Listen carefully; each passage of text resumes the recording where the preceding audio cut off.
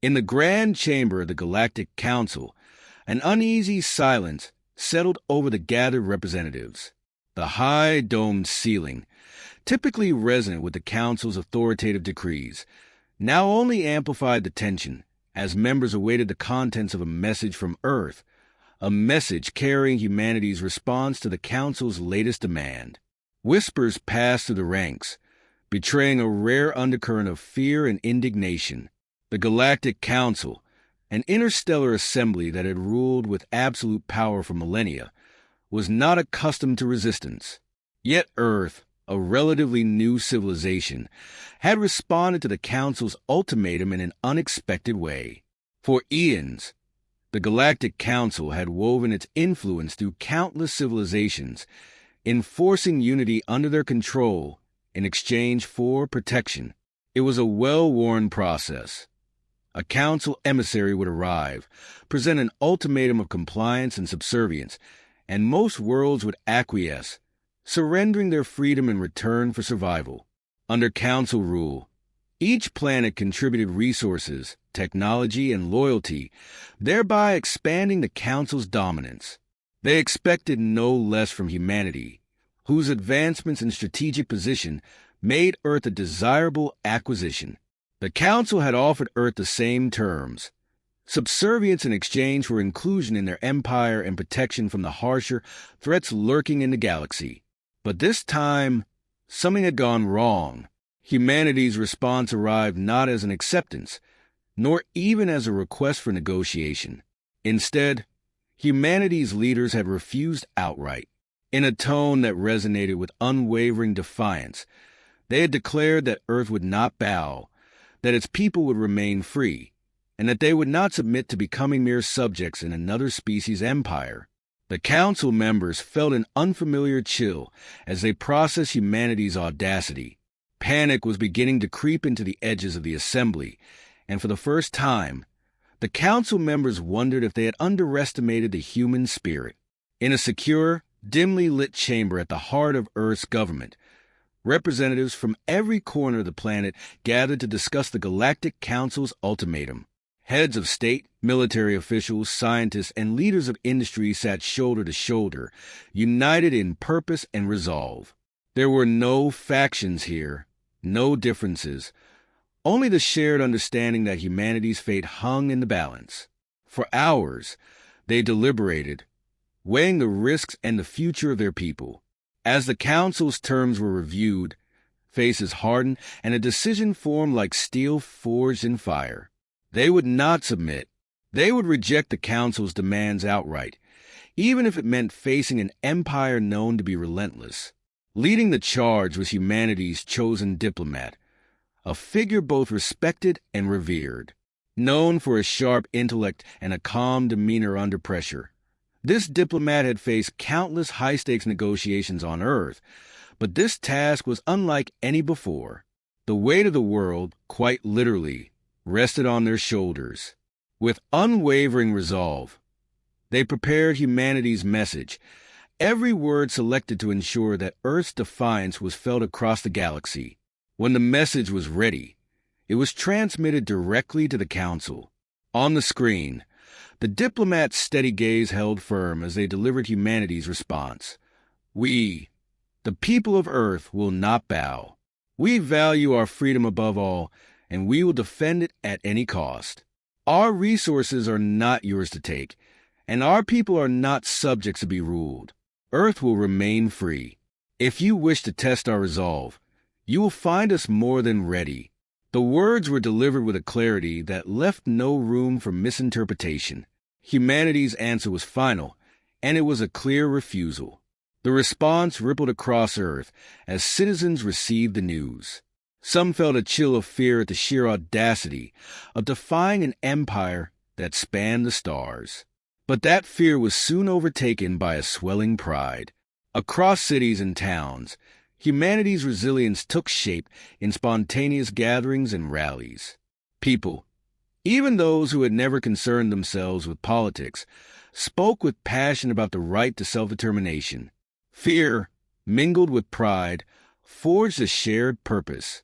For the first time in recent memory, Earth's people stood united behind their leaders. They understood the risks, and yet the resounding sentiment echoed across continents. Humanity would face whatever came, heads held high, refusing to bow. The Galactic Council Chamber, once a symbol of unshakable authority, now buzzed with tension and disbelief.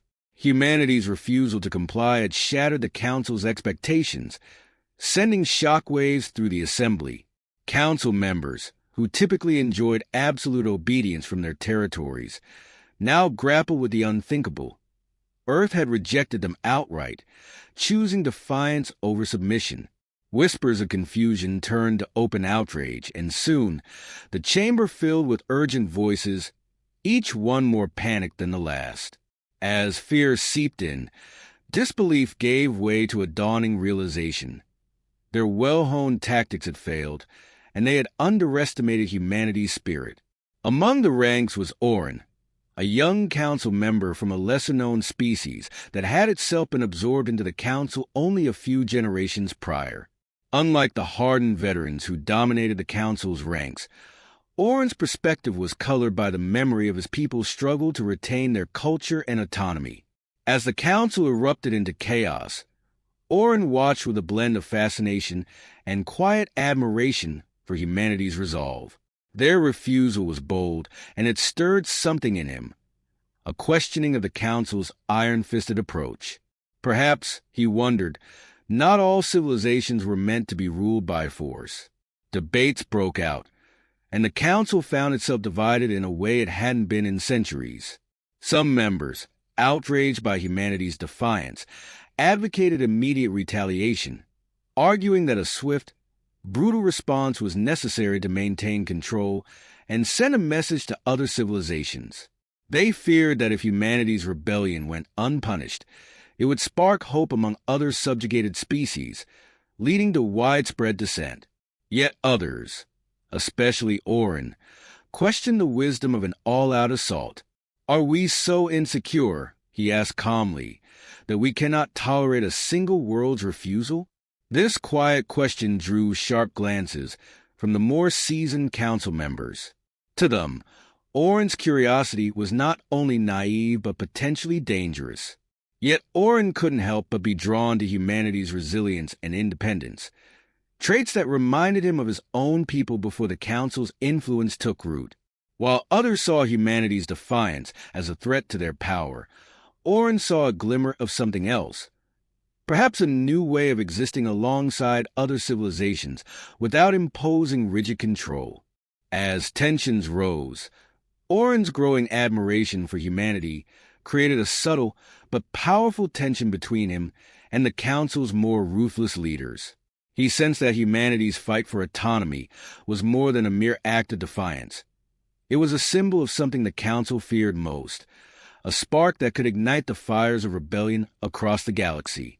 The Galactic Council Chamber, once a symbol of unshakable authority, now buzzed with tension and disbelief.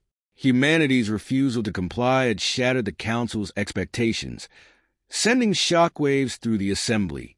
Council members, who typically enjoyed absolute obedience from their territories, now grappled with the unthinkable. Earth had rejected them outright, choosing defiance over submission. Whispers of confusion turned to open outrage, and soon the chamber filled with urgent voices, each one more panicked than the last. As fear seeped in, disbelief gave way to a dawning realization. Their well-honed tactics had failed, and they had underestimated humanity's spirit. Among the ranks was Orin, a young council member from a lesser-known species that had itself been absorbed into the council only a few generations prior. Unlike the hardened veterans who dominated the council's ranks, Orin's perspective was colored by the memory of his people's struggle to retain their culture and autonomy. As the council erupted into chaos, Orin watched with a blend of fascination and quiet admiration for humanity's resolve. Their refusal was bold, and it stirred something in him, a questioning of the Council's iron-fisted approach. Perhaps, he wondered, not all civilizations were meant to be ruled by force. Debates broke out, and the council found itself divided in a way it hadn't been in centuries. Some members, outraged by humanity's defiance, advocated immediate retaliation, arguing that a swift, brutal response was necessary to maintain control and send a message to other civilizations. They feared that if humanity's rebellion went unpunished, it would spark hope among other subjugated species, leading to widespread dissent. Yet others, especially Orin, questioned the wisdom of an all-out assault. "Are we so insecure," he asked calmly, "that we cannot tolerate a single world's refusal?" This quiet question drew sharp glances from the more seasoned council members. To them, Orin's curiosity was not only naive but potentially dangerous. Yet Orin couldn't help but be drawn to humanity's resilience and independence, traits that reminded him of his own people before the council's influence took root. While others saw humanity's defiance as a threat to their power, Orin saw a glimmer of something else. Perhaps a new way of existing alongside other civilizations without imposing rigid control. As tensions rose, Orin's growing admiration for humanity created a subtle but powerful tension between him and the council's more ruthless leaders. He sensed that humanity's fight for autonomy was more than a mere act of defiance. It was a symbol of something the council feared most, a spark that could ignite the fires of rebellion across the galaxy. The Galactic Council, gripped by a growing fear of rebellion spreading through its ranks, resolved to make a swift and brutal example of humanity. In an emergency session, the Council voted to dispatch an imposing fleet of warships to Earth, a display of overwhelming power meant to crush any hope of resistance. Their intent was clear. They would shatter humanity's defiance and remind the galaxy of the price of disobedience. As the fleet moved out, streaking through the stars with deadly precision, the Council hoped this decisive strike would snuff out the embers of rebellion before they could spread. But humanity was ready. Aware of the Council's tactics, the human diplomat and Earth's leadership had been preparing defenses, aided by allies who had begun to rally behind them. Secretly, they fortified Earth's orbital defenses and reinforced key points with technology provided by the Illyrians, who had quietly supplied advanced shielding systems. The Voltans, emboldened by humanity's courage, shared intelligence on Council fleet formations and attack strategies. This hidden alliance gave humanity a fighting chance, and they were determined to make every strike count. As news of the incoming fleet reached Earth, the diplomat took to the airwaves, addressing not only Earth but their newfound allies across the stars. In a powerful, clear voice, they declared, "We knew this day would come. The Council fears what we represent, the right to stand free, to live by our own choices. They come to take what is ours, to silence the voice of a people who refuse to bow. But let them come. We are not alone. We are united by a bond stronger than fear. This is not just humanity's fight. It's a fight for all who have felt the weight of oppression. Stand with us, and we will show the galaxy that freedom is not so easily crushed." The speech ignited resilience in humanity and renewed resolve among their allies. Around the world, people prepared, some out of fear, others out of pride, all united in the knowledge that they stood on the brink of history. Orin, watching the Council's reaction and hearing the diplomat's address, felt a growing conflict within himself. The Council's approach had once seemed justified, but now he saw the brutal lengths to which they would go to keep their power intact. Humanity's determination stirred something within him, a vision of a galaxy not ruled by fear. Torn between his loyalty to the Council and his empathy for humanity's fight, Orin made a dangerous decision. He would send a covert message to the human diplomat, offering key intelligence on the Council fleet's approach. It was a choice that could change everything, and Orin knew there was no turning back. Under the cover of darkness, Orin initiated a secret transmission, encrypted to avoid detection by the Council's surveillance systems. He sent his message to the human diplomat, offering a trove of classified intelligence on the Council's fleet movements, formations, and anticipated tactics. "I have seen what the Council truly fears," he began, his words cautious yet earnest. "Humanity's defiance has shown me that there is another way, one that does not require obedience through fear. I offer this information to give you a fighting chance." The diplomat received the message with immediate suspicion. After all, Orin was a council member, potentially setting a trap. But Orin's information was too specific, too precise to ignore. To test his loyalty, the diplomat asked for further details on the council's command structure, a request Orin met without hesitation.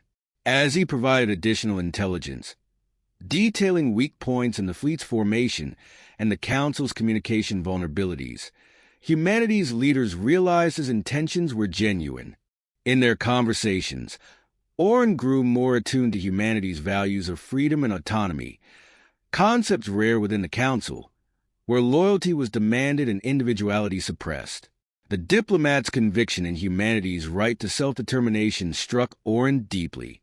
For the first time, he understood the courage it took for humanity to reject subservience, risking everything for the chance to remain free. This realization crystallized his decision. He could no longer support a council that thrived on fear and control. With each exchange, Orin felt his resolve strengthen. He wasn't just betraying the council. He was standing for something greater than himself. By helping humanity, he was, in a sense, helping to reshape the galaxy, one in which strength could coexist with freedom. Orin's defection was now complete. His allegiance no longer with the Council, but with a vision of a new future.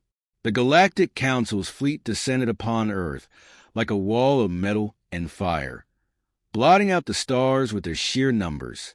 Each ship was a monstrous testament to the Council's dominance, bristling with weaponry and reinforced with armor that had subdued countless civilizations before. The fleet's arrival was meant to be a final, crushing display of power, a force so overwhelming that humanity would have no choice but to submit. But humanity, armed with Orin's vital intelligence, was ready. With tactical precision, Earth's defenders launched a coordinated assault, guided by Orin's insights into the Council's weak points. They struck from the shadows, using guerrilla tactics that exploited vulnerabilities in the fleet's formation. Small, nimble ships darted in and out of the Council's ranks, targeting key systems and disrupting the enemy's communication. Human pilots, along with Vultan warriors, used their home field advantage and knowledge of Council tactics to keep the massive fleet in disarray, turning their superior numbers against them. As the battle intensified, unexpected allies arrived.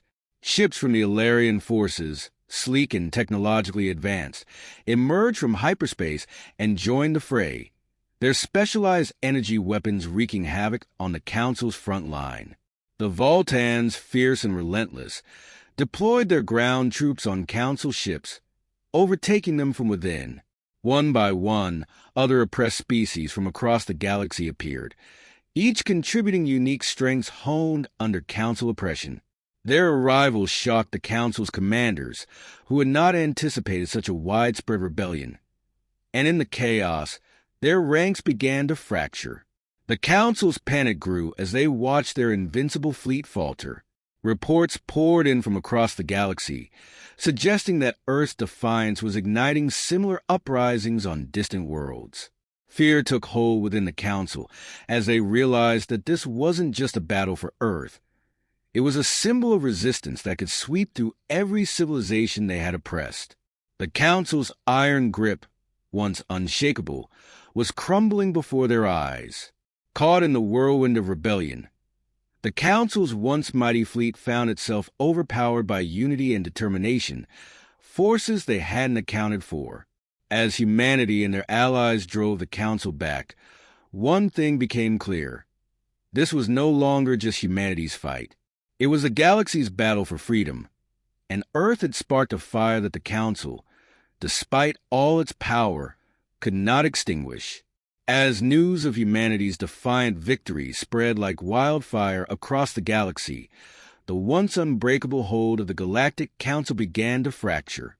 Civilizations long bound to council rule by fear and force watched in awe as Earth, a relatively young world, succeeded in standing firm against the very power that had subjugated countless others. The Council's aura of invincibility shattered, and their vast empire, previously held together by a veneer of order, was now splintered by waves of dissent. Member civilizations, inspired by Earth's victory, began to openly question the Council's authority, some even rising in open rebellion. Fear rippled through the ranks as the Council members realized they could no longer count on blind loyalty. In this turmoil, Orin took his stand, breaking all protocol. He broadcast a message to the galaxy, declaring his defection from the Council. Standing resolutely before the Intergalactic Assembly, Orin denounced the Council's oppressive tactics. "We have ruled through fear and subjugation for too long," he declared. "But humanity has shown us another path, one of dignity and self-determination. I can no longer serve a council that believes freedom is a privilege reserved only for a select few." His words, delivered with conviction, reverberated throughout the galaxy, igniting hope among those who had yearned for change. Orin's public stand against the Council was a powerful statement, signaling that even within their ranks, there were those who believed in a different future. Together, humanity, Orin, and the allies who had joined the fight formed a coalition, a new alliance founded on principles of freedom and mutual respect. This coalition vowed to protect each civilization's right to autonomy, marking the beginning of a new era in galactic history. No longer would powerful entities exploit and dominate others. Instead, the coalition sought to build a network of cooperation, where knowledge and resources were shared willingly, not taken by force. Desperation swept through the remaining council members, who scrambled to regain control over their crumbling empire. They issued frantic orders, tried to silence dissent, and deployed their remaining loyal forces in a last-ditch effort to reclaim their authority. But the resistance was too widespread, too determined. Formerly oppressed civilizations united under the coalition's banner, rebuffing the Council's advances and pushing them back further with each attempt. The Galactic Council's rule, which had once seemed eternal, was crumbling under the weight of its own fear-driven tactics. And as the coalition solidified, a new hope arose among the stars. The galaxy had changed forever, with Earth's unyielding spirit and Orin's courageous defection forging a path toward a future in which no civilization would be forced to kneel. With the Galactic Council's grip shattered, a new era of freedom dawned across the galaxy. Civilizations once bound by fear now stood side by side, forging alliances rooted in respect and autonomy. Orin's legacy became that of a bridge between worlds, a symbol of the courage needed to defy oppression. His defection, alongside humanity's resilience, transformed the galaxy, inspiring countless others to embrace the right to self-determination. And in the quiet that followed the battles, one truth echoed.